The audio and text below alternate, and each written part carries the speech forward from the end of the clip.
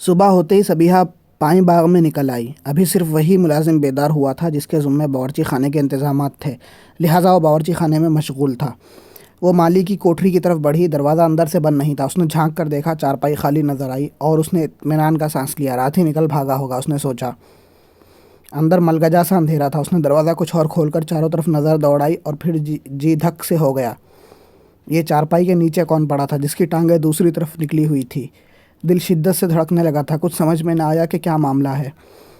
وہ دروازہ چھوڑ کر پیچھے ہٹائی۔ ابھی پچھلے ہی دنوں اس نے ایک جاسوسی ناول پڑھا تھا جس میں ایک ایسے ہی اجنبی کی کہانی تھی۔ اجنبی نے کسی کے مکان میں رات بسر کرنے کی اجازت چاہی تھی۔ وہاں سویا بھی تھا اور دوسری صبح صاحب خانہ اس کے کمرے میں گیا تو اس کی گردن دھڑ سے الگ پائی تھی۔ چاروں طرف خون پھیلا ہوا تھا۔ اس کی سمجھ میں نہیں آ رہا تھا کہ اب کیا کرے۔ اگر کسی نے قتل کر دیا ہے تو اب کیا ہوگا؟ ملازمین شہادت دیں گے کہ اس کی ماں اور نانی نے اسے پکڑوا کر بند کرا دیا تھا۔ انہیں اس کا علم تو نہیں ہے کہ اس نے رات ہی اسے اسٹور سے باہر نکال کر مالی کی کوٹری میں پہنچا دیا تھا۔ وہ دل ہی دل میں خدا کے حضور گڑ گڑانے لگی۔ سوچ رہی تھی کہ بزرگوار کو پریشان کرنے کی سزا ملی ہے اسے۔ پھر وہ اچھل پڑی کیونکہ مالی کی کوٹری کا دروازہ آواز کے ساتھ کھلا تھا۔ گڈ مارننگ، اجنبی کی بھرائی ہوئی سی آواز آئی۔ تم زندہ ہو؟ صبیحہ اس کی طرف جھپٹی۔ ابھی تک تو زندہ ہوں، لیکن اگر 10 منٹ کے اندر اندر ناشتہ نہ ملا تو یہیں ڈھیر ہو جاؤں گا۔ تو تم ہی چارپائی کے نیچے پڑے تھے؟ جی ہاں بالکل، کیا کرتا؟ میں نے سوچا جس کی چارپائی ہے اگر اس نے آ کر سوتے سے اٹھا دیا تو خواہ کی بوریت ہوگی، لہٰذا کیوں نہ میں چارپائی کے نیچے ہی سو رہوں۔ اچھا آپ چلتے پھرتے نظر آؤ۔ وہ اپنا اوپری ہونٹ بھینچ کر بولی۔ ناشتے کے بغیر ہی؟ نہیں، ایسا ظلم نہ کیجیے۔ میری جیب نہ کٹ گئی ہوتی تو کبھی نہ کہتا۔ مجھے خود ہی بھیک مانگتے ہوئے شرم آتی ہے۔ تم یقیناً کوئی بھکاری ہی ہو، صبیحہ دانت پیس کر بولی۔ مجھے اب تم سے ذرا برابر بھی ہمدردی نہیں رہ گئی۔ تم نے ابھی مجھے ڈرا دیا تھا۔ میں نے؟ اجنبی نے حیرت سے کہا۔ کب؟ جب تم چارپائی کے نیچے اوندھے پڑے ہوئے تھے، میں سمجھی شاید کسی نے تمہیں قتل کر دیا ہے۔ نوجوان بوکھلا کر اپنی گردن ٹٹولنے لگا، پھر پھنسی پھنسی سی آواز میں بولا، کیوں ڈرا رہی ہے مجھے؟ بس چلے جاؤ یہاں سے۔ کہاں جاؤں؟ اس نے بے بسی سے کہا۔ سامان اگر مل بھی گیا تو واپسی کا کرایہ نہیں ہے۔ اب ایک پائی بھی نہ دوں گی، سمجھے؟ جی سمجھ گیا۔ تو پھر جاؤ۔ یا اللہ میں کہاں جاؤں؟ وہ اپنی پیشانی پر 2 ہتھڑ مار کر بلبلایا۔ ارے میں موٹر ڈرائیوری بھی کر سکتا ہوں، صرف ڈی ایس سی آکسن ہی نہیں ہوں۔ کیا؟ ڈی ایس سی آکسن؟ تم؟ ہاں، میں نے فزکس میں ریسرچ کی تھی۔ جناب نے؟ وہ اس کے چہرے کے قریب ہاتھ لے جا کر بولی۔ بالکل، میٹرک تک فزکس پڑھ لی ہوگی۔ خدا غارت کرے مجھے، وہ غصے سے اپنا سر پیٹ کر بولا۔ کیسے لوگوں میں آپ ہنسا ہوں؟ تم کوئی بہت بڑے فراڈ ہو، مجھے کب انکار ہے اس سے، لیکن میٹرک کی بات تو نہ کرو۔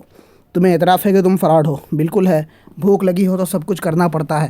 میری بات سنو، میں دنیا میں صرف 3 کام کر سکتا ہوں، سائنس کی پروفیسری یا موٹر ڈرائیوری یا پھر بھیک مانگ کر گزارا کر سکتا ہوں۔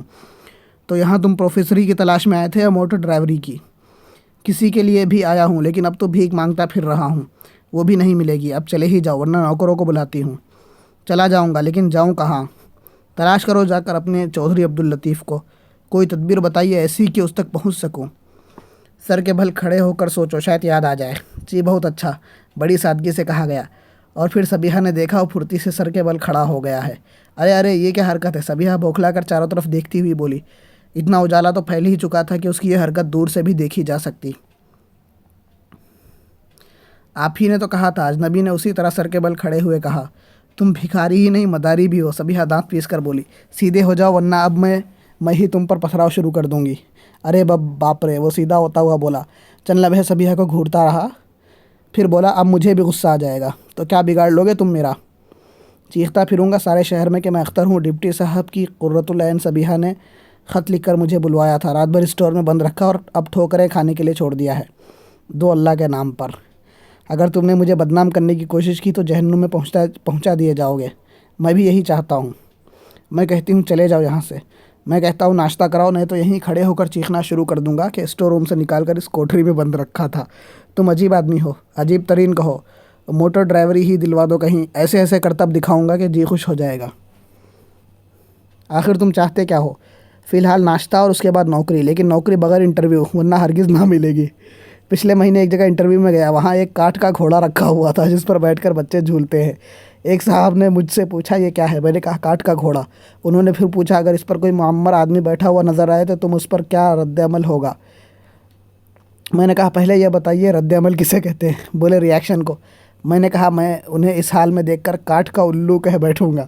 چلو انٹرویو تو وہیں کا وہیں ختم ہو گیا اور میں پچھلی رات تک پروانہ تقرر کا انتظار کرتا رہا ہوں۔ قیامت تک کرتے رہو گے، تم خود ہی کوئی جیب کترے معلوم ہوتے ہو، خواہ مخواہ جیب کٹ جانے کی کہانی لے بیٹھے۔ اجالا پھیل گیا ہے۔ اجنبی نے چاروں طرف دیکھتے ہوئے جلدی سے کہا، اگر کسی نے مجھے اسٹور روم کے بجائے یہاں دیکھ لیا تو تمہاری کیا پوزیشن ہوگی؟ اچھا ٹاٹا۔ اس نے پھرتی سے کوٹری میں گھس کر اندر سے کنڈی چڑھا دی۔ صبیحہ دانت پیس کر رہ گئی۔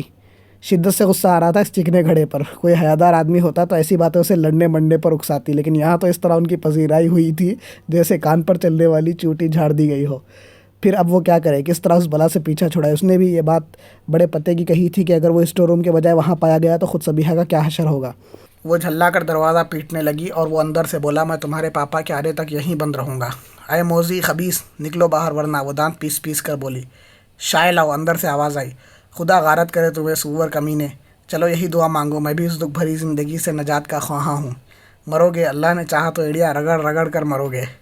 تھوڑی دیر اور ناشتہ نہ ملا تو تمہاری بد دعاؤں کے بغیر ہی یہ سب کچھ ہو جائے گا۔ صبیحہ نے سوچا اس موذی کو اب مزہ ہی چکھانا چاہیے۔ تنتناتی ہوئی سیدھے باورچی خانے کی طرف آئی۔ یہاں ملازم چائے تیار کر چکا تھا، کچھ سینڈوچ بھی بنا لیے تھے، ساتھ ہی بڑی بی کے لیے دلیا بھی تیار کر رکھا تھا۔ اس نے اس سے کہا کہ تھرماس میں چائے بھر دے اور کچھ سینڈوچ بھی پیک کر دے، وہ باہر جائے گی۔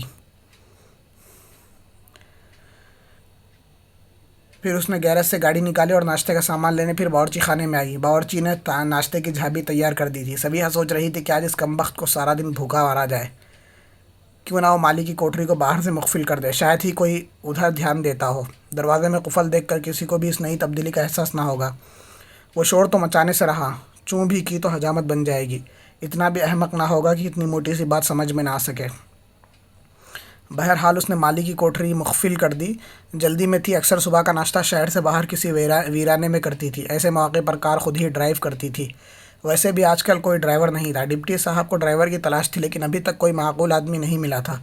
بہت آزاد خیال تھے، لیکن نہ جانے کیوں ڈرائیور کے لیے بوڑھے آدمی کی تلاش تھی۔ صبیحہ نے کئی بار اس مسئلے پر ان سے بحث بھی کرنی چاہی تھی، لیکن وہ ادھر ادھر کی باتوں میں اڑا جاتے۔ افق کی گہری سرخی میں چمکیلا پن آ چکا تھا اور صبیحہ کی کار ویرانوں کی طرف اڑی جا رہی تھی۔ عادل آباد بہت بڑا شہر نہیں تھا۔ میل 1.5 میل کے بعد ہی سے ہرے بھرے کھیتوں کے سلسلے شروع ہو گئے تھے۔ دفعتاً عقب نما آئینے میں سرخ رنگ کی ایک اسپورٹ کار نظر آئی اور اسے ایک لخت غصہ آ گیا۔ سور کا بچہ، جب وہ ہونٹوں ہی ہونٹوں میں بڑبڑائی۔ وہ جب بھی اس طرح تنہا گاڑی لے کر باہر نکلتی وہ مردود تعاقب شروع کر دیتا تھا، لیکن آج تک چھیڑ چھاڑ نہیں کی تھی۔ جہاں وہ ٹھہر کر ناشتہ کرتی اس سے تھوڑے ہی فاصلے پر وہ بھی اپنی کار روک دیتا، یا تو خود بھی ناشتہ کرتا یا سگار سلگا کر بیٹھا رہتا۔ اس سے ڈپٹی صاحب بھی خائف رہتے تھے، لہٰذا وہ انہی سے شکایت کر کے اس کا کیا بگاڑ لیتی۔ ڈپٹی صاحب بھی اس سے اس لیے ڈرتے تھے کہ وہ ڈویژن کے کمشنر کا سالہ تھا، عین ان کے بنگلے کے سامنے والی کوٹھی میں رہتا تھا۔ وہاں عورتیں نہیں تھیں، لیکن کبھی کبھی نظر ضرور آتی تھی، ہر بار نئی نئی شکلیں۔ بھدا سا آدمی تھا، البتہ اعضاء مضبوط تھے، بس ایسا لگتا تھا جیسے کسی بنیے کو پہلوانی کا شوق چرایا ہو۔ آج بھی اس نے کچھ آگے بڑھ کر اپنی اسپورٹ کار روکی تھی۔ صبیحہ گاڑی سے باہر نہ نکلی، وہ اس سے خائف نہیں تھی۔ اس کے بجائے کوئی اور لڑکی ہوتی تو ایک آدھ بار کے تعاقب کے بعد ہی سے ادھر آنا چھوڑ دیتی، لیکن صبیحہ نے اپنی روش نہیں بدلی تھی۔ اب تو اسے ضد ہو گئی تھی، چاہتی تھی کہ کبھی وہ کچھ بولے اور اس کی گردن دبوچ بیٹھے۔ اس نے سوچا آج گاڑی سے باہر نہ نکلے گی، شاید اسی پر وہ کچھ کہے۔ صبیحہ کو اس کی بھی پرواہ نہیں تھی کہ یہاں اس ویرانے میں ان دونوں کے علاوہ دور دور تک کسی تیسرے وجود کا پتہ نہیں۔ اگر اس نے کچھ شروع ہی کر دیا تو کیا ہوگا؟ دفعتاً اس نے دیکھا کہ وہ اپنی گاڑی بیک کر کے اسی طرف لا رہا تھا۔ نچلا ہونٹ دانتوں میں دبائے ہوئے وہ اس کی اسپورٹس کار کو گھورتی رہی، پھر اس کی گاڑی اس کے برابر ہی آ لگی اور صبیحہ کا جی دھک سے ہو گیا۔ ایک بہت بڑا چاقو اس کی گود میں کھلا پڑا تھا۔ اب اسے احساس ہوا کہ وہ زبردست غلطی کرتی رہی ہے۔ اب اگر اس ویرانے میں وہ کچھ شروع کر دے تو اس کا کیا بگاڑ سکے گی؟ اس نے اس طرف کبھی دھیان ہی نہیں دیا تھا۔ اسے خود پر غصہ آنے لگا، آخر اس نے اس ضد بندی کے سلسلے میں اس پہلو پر غور کیوں نہیں کیا تھا؟ وہ کیا بگاڑ سکے گی اس کا؟ جسمانی قوت اس سے زیادہ تو رکھتی نہیں، شاید ان دنوں ستارے ہی گردش میں تھے، ہر معاملے میں منہ کی کھانی پڑ رہی تھی۔ اس نے گاڑی اس کی گاڑی کے برابر روک کر انجن بند کر دیا اور اس کی طرف مڑا، اور صبیحہ نے اس کے ہونٹوں پر عجیب سی مسکراہٹ دیکھی۔ ادھ کھلی آنکھوں کے سائے میں وہ مسکراہٹ کتنی خوفناک تھی، لیکن صبیحہ بھی جی کڑا کر کے اس کی طرف دیکھے ہی جا رہی تھی، کبھی کبھی اس چاقو کی طرف بھی دیکھتی جو اس کی گود میں پڑا چمک رہا تھا۔ دفعتاً اس نے صبیحہ کے چہرے سے نظر ہٹائی اور اپنی گاڑی کے پچھلی سیٹ پر رکھی ہوئی جھابی سے ایک سینڈوچ نکالا اور خاموشی سے کھانے لگا۔ صبیحہ بھی چونکی، زندگی میں شاید پہلی بار وہ اتنی خوفزدہ ہوئی تھی، اور اس نے اسٹارٹر کی طرف ہاتھ اٹھایا ہی تھا کہ اسپورٹ کار سے آواز آئی، اسے بھی دیکھ لو۔ صبیحہ نے بوکھلا کر دیکھا، اس کے ہاتھ میں سیاہ رنگ کا بڑا سا ریوالور نظر آیا۔ چاروں پہیے بیکار کر دوں گا، ذرا آگے بڑھ کر تو دیکھو۔ لعنت ہے ایسی ضدی طبیعت پر، اس نے دل ہی دل میں لرزتے ہوئے سوچا۔ اب بھلا اس میں ضد بندی کی کیا ضرورت تھی؟ اگر اس نے ایک آدھ بار تعاقب کیا تھا تو ادھر آنا ہی چھوڑ دیتی، ایسا نہ کرتی تو زندگی کے معمولات میں کیا فرق پڑتا؟ پچھلی رات اختر کے معاملے میں پریشان ہو چکی تھی تو صبح محتاط ہی رہنا چاہیے تھا، لیکن یہ دوسری حماقت سرزد ہو ہی گئی۔ وہ ایک ٹک اس خوفناک ریوالور کو دیکھے جا رہی تھی کہ دفعتاً پشت سے ایک ہاتھ ریوالور پر پڑا، اور ساتھ ہی ریوالور والے کے سر پر ایک میلا سے کپڑا بھی۔ اس نے یہ بھی دیکھا کہ ریوالور اچھل کر گاڑی کے نیچے آ گرا ہے۔ ایک تیسرا آدمی اس نامعقول آدمی کو دبوچے ہوئے تھا۔ وہ اس کی صورت نہ دیکھ سکی کیونکہ پشت اسی کی طرف تھی۔ پھر وہ جب اس کی طرف مڑا تو اس کی آنکھیں حیرت سے پھیل گئیں۔ یہ تو وہی پچھلی رات والا لفنگا تھا جو وہ مالی کی کوٹری میں بند کر کے قفل لگائی تھی۔ اس نے جھک کر ریوالور اٹھا لیا اور اسے تعاقب کرنے والے کی گردن سے لگائے کہہ رہا تھا، دوسری طرف گھوم جاؤ، اگر ادھر مڑے تو گولی مار دوں گا۔ دوسرے ہاتھ سے اس نے اس کی گود میں پڑا ہوا چاقو بھی اٹھا لیا تھا۔ صبیحہ نے دیکھا اس نے وہی میلا کپڑا جو اس نے اس کے سر پر ڈالا تھا گردن میں اس طرح باندھ دیا تھا کہ سر اور چہرہ چھپ کر رہ گئے ہیں۔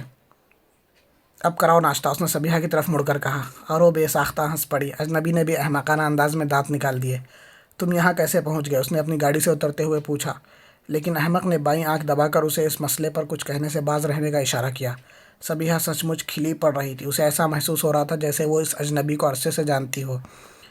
اجنبی نے ریوالور اور چاقو صبیحہ کی گاڑی میں ڈال دیا اور تعاقب کرنے والے کے سر پر سے وہ کپڑا بھی کھینچ لیا، لیکن اجنبی دوسری ہی جانب مڑا بیٹھا رہا۔ اب تم ادھر دیکھ سکتے ہو، اجنبی نے احمقانہ انداز میں خوش ہو کر کہا۔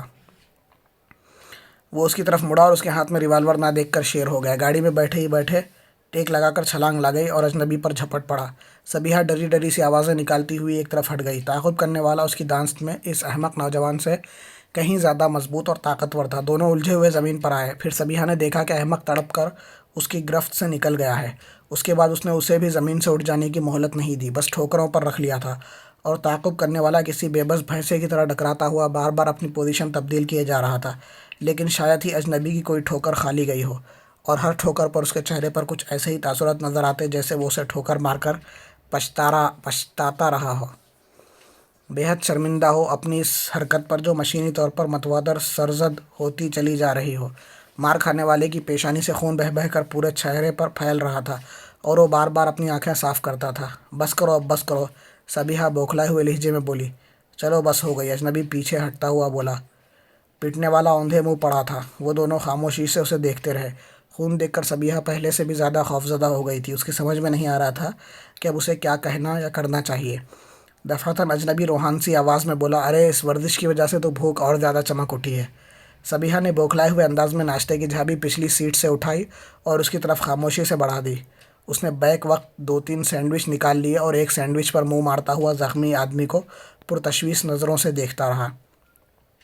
صبیحہ آنکھیں پھاڑ پھاڑ کر خود اسے دیکھ رہی تھی۔ آخر کس قسم کا آدمی ہے؟ کوئی اور ہوتا تو سینڈوچ کھانے کے بجائے یہاں سے چپ چاپ کھسک جانے کی فکر کرتا، کیونکہ پٹنے والا بہت زیادہ زخمی بھی ہو گیا تھا۔ کچھ دیر بعد وہ منہ چلاتے چلاتے رک کر اس سے بولا، ہوش میں آنے کا انتظار کرو گی یا چلتے پھرتے نظر آئے؟ میں کہتی ہوں اب بھاگو یہاں سے، اگر کوئی آ گیا تو یہ کمشنر کا سالہ ہے، تبھی اتنا کالا ہے، وہ سر ہلا کر بولا۔ جلدی سے گاڑی پر بیٹھ جاؤ، اسے یہیں چھوڑ جاؤ گی؟ نہیں تو پھر کیا خود ہی ہسپتال پہنچائیں گے، وہ جھنجھلا کر بولی۔ چلو جلدی کرو۔ ٹھہرو، اجنبی نے اسپورٹ کار کی طرف بڑھتے ہوئے کہا۔ بونٹ اٹھا کر کچھ دیر تک انجن پر جھکا رہا، پھر بونٹ گرا کر صبیحہ کی گاڑی کی طرف آیا۔ ریوالور اور چاقو پچھلی سیٹ پر پڑے تھے، انہیں اٹھا کر رومال سے صاف کیا اور زخمی کی گاڑی میں ڈال کر پھر پلٹ آیا۔ اس بار وہ سیدھا صبیحہ کی گاڑی کی اسٹیئرنگ پر جا بیٹھا تھا۔ کیا مطلب؟ صبیحہ آگے بڑھتی ہوئی بولی، تم ڈرائیو کرو گے؟ بالکل، یہ بھی دیکھ لو کہ ڈرائیور کیسا ہوں۔ صبیحہ چپ چاپ پچھلی سیٹ پر جا بیٹھی۔ وہ سوچ رہی تھی شاید وہ اسے اپنے قریب بیٹھنے کو کہے، لیکن ایسا نہیں ہوا۔ کہاں چلوں؟ اجنبی نے پوچھا۔ میں تو کہہ رہی تھی کہ یہ یہاں، اسے چھوڑو، ہوش آ گیا تو اس کی قسمت، نہ آیا تو گیدڑ سمجھ بوجھ لیں گے، آخر انہیں بھی تو بھوک لگتی ہی ہے۔ یہ دراصل ڈویژن کمشنر کا سالہ ہے، پوری سسرال کا کمشنر ہو میری بلا سے۔ تم سنو تو صحیح۔ سناؤ۔ اجنبی جھلائے ہوئے انداز میں پلٹ پڑا۔ ہمارے بنگلے کے سامنے رہتا ہے۔ اچھا تو پھر؟ تم سمجھتے کیوں نہیں؟ میرے والد ڈپٹی کلیکٹر ہیں، بہت سی لڑکیوں کے والد ڈپٹی کلیکٹر ہوں گے، پھر میں کیا کروں؟ مطلب یہ کہ وہ ڈویژن کمشنر کے ماتحت ہے اور یہ ان کا سالہ ہوگا سالہ۔ اچھا چلو، وہ مردہ سی آواز میں بولی۔ ساری شیخی اور شوخی دھری رہ گئی تھی۔ اب تو ایسا لگ رہا تھا جیسے وہ ہمیشہ سے اس اجنبی کی غلامی کرتی چلی آئی ہو۔ گاڑی چل پڑی اور صبیحہ نے کچھ دیر بعد اسے مخاطب کیا۔ میں تو کوٹری کو مقفل کر آئی تھی، اب بھی مقفل ہی ہوگی۔ کیا مطلب؟ میں کیا جانوں کیا مطلب؟ ارے تم کوٹری سے نکلے کیسے تھے؟ جب تم گاڑی گیراج سے نکال کر اندر چلی گئی تھی تو میں باہر نکلا تھا، ڈکے اٹھائی تھی، اور اندر ڈکے ہمیشہ مقفل رہنے چاہیے۔ اوہ، تو میں نے کوٹری میں اس وقت تالا لگایا تھا جب تم اندر نہیں تھے، یہی بات رہی ہوگی۔ تم نے ابھی تک مجھ سے اس آدمی کے متعلق کچھ نہیں پوچھا۔ کیا ضرورت ہے؟ مجھے تو نوکری چاہیے، ڈرائیور ہی صحیح، ورنہ میرے ہونے والے سالے تو مجھے ذبح ہی کر ڈالیں گے۔ مگر تم میرے یہاں کیسے نوکری کر سکو گے؟ تمہیں تو سب جانتے ہیں۔ مجھے کوئی نہیں پہچانتا، اجنبی نے عقب نما آئینے کی پوزیشن کسی قدر بدلتے ہوئے کہا۔ صبیحہ کی نظر آئینے پر پڑی اور وہ دم بخود رہ گئی۔ یہ کون ہے؟ آئینے میں کس کی شکل نظر آ رہی ہے؟ وہ اجنبی تو نہیں ہو سکتا۔ پچھلی رات اسٹور روم میں بند کر دیا گیا تھا، یا ابھی کچھ دیر پہلے جس نے اسے اس موذی سے نجات دلائی تھی؟ وہ تو بڑا خوبصورت تھا۔ یہ کون ہے؟ پھولی ہوئی ناک والا، گھنی مونچھیں خم کھا کر نچلے ہونٹوں کو بھی پار کر چکی تھی۔ مجھے پہچانا؟ اجنبی نے بھرائی ہوئی آواز میں پوچھا۔ تم یعنی کہ نہیں پہچانا؟ جب تم نہیں پہچان سکی تو دوسرے کیا پہچانیں گے؟ تم کون ہو؟ صبیحہ پر دوسری بار خوف مسلط ہو گیا۔ میں وہی اختر ہوں جس نے رات چارپائی کے نیچے گزاری تھی، لیکن یہ ناک یا مونچھیں، بھیک مانگنے کے لیے ایک آدھ شعبدہ جیب میں پڑا ہی رہتا ہے۔ تم نہ مل جاتی؟ اس طرح تو اسٹیشن سے سامان لانے کے لیے بھیک ہی تو مانگنی پڑتی، اس طرح آسانی ہوتی۔ ایک گلی میں بھیک مانگی اور دوسری گلی میں اکڑتا پھرا۔ ہٹ جانا بھائی، اختر صاحب جا رہے ہیں۔ بہت تیز چلا رہے ہو گاڑی، فکر نہ کرو۔ تو تم اس طرح بھینس بدل کر ہمارے یہاں ملازمت کرو گے؟ بالکل بالکل۔ اگر کبھی ممی کو شبہ ہو گیا تو؟ نہیں ہوگا، ہو جائے تو میرے منہ پر تھوک دینا۔ میں سخت الجھن میں پڑ گئی ہوں۔ پڑی رہو، اس نے لاپرواہی سے کہا۔ اس کے لیے نہیں، وہ جھنجھلا گئی، میں تو اس کے لیے کہہ رہی ہوں جسے مار پیٹ آئے ہو۔ اگر مر گیا تو کیا ہوگا؟ مسلمان ہوا تو دفن کر دیا جائے گا، ہندو ہوگا تو شمشان کے حوالے۔ اوہ، تم سمجھتے کیوں نہیں؟ یہ بہت برا ہوا۔ تو کیا وہ سب مذاق تھا؟ وہ ریوالور، وہ چاقو، پتہ نہیں کیا تھا؟ صبیحہ برا سا منہ بنا کر بولی۔ کیا پہلے بھی تعاقب کرتا رہا ہے؟ میں جب بھی اس طرف نکلتی ہوں وہ ضرور تعاقب کرتا ہے۔ اوہ، تب تو ٹھیک ہے، تم خود ہی اس کی حوصلہ افزائی کرتی رہی ہو۔ قطعی غلط، محض ضد میں ایسا ہوتا رہا ہے۔ میں اسے دکھانا چاہتی تھی کہ وہ میرا کچھ نہیں بگاڑ سکتا، اور نہیں بگاڑ سکا۔ کیوں؟ میں سوچ بھی نہیں سکتی تھی کہ وہ اس حد تک بڑھ جائے گا۔ آئندہ سوچ لیا کرنا۔ وہ کچھ نہ بولی۔ تھوڑی دیر بعد اجنبی نے پوچھا، تو تم یہ سب کچھ دوسروں کی ضد میں کیا کرتی ہو؟ ہاں، یہی بات ہے۔ خبردار مجھے اپنے یہاں ملازم نہ رکھوانا۔ صبیحہ ہنس پڑی، پھر بیک سنجیدہ بھی ہو گئی۔ وہ مستقل طور پر زخمی آدمی کے بارے میں سوچے جا رہی تھی۔ اب تو وہ کھلم کھلا دشمنی پر کمر بستہ ہو جائے گا۔ ہو سکتا ہے اسے بدنام کرنے کی بھی کوشش کرے۔ اس مار پیٹ کی رپورٹ تو درج کرانے کی ہمت نہیں کرے گا۔ اگر ایسا ہوا بھی تو وہ رپورٹ کسی نامعلوم راہزن ہی کے خلاف ہوگی۔ پھر کیا رہی میری نوکری کی؟ کچھ دیر بعد اجنبی نے پوچھا۔ ہو جائے گی، اس نے مردہ سی آواز میں کہا، اور عقب نما آئینے میں دیکھنے لگی۔ اجنبی کی پھولی ہوئی ناک اور گھنی مونچھیں بڑی کریحہ لگ رہی تھی۔ تو پھر میں سیدھا گھر ہی چلوں نا؟ ہاں، میں کہہ دوں گی راستے میں گاڑی خراب ہو گئی تھی، اگر یہ آدمی مدد نہ کرتا تو گھر تک نہ پہنچ سکتی۔ تجربہ کار ڈرائیور اور اعلیٰ درجے کا میکینک ہے، بیکار ہے آج کل بیچارہ۔ کیوں نہ اسے ملازم ہی رکھ لیا جائے؟ بالکل ٹھیک، لیکن تم وہی رات والے کپڑے پہنے ہوئے ہو، ان کا حلیہ بھی بدل کر رکھ دوں گا، تم فکر نہ کرو۔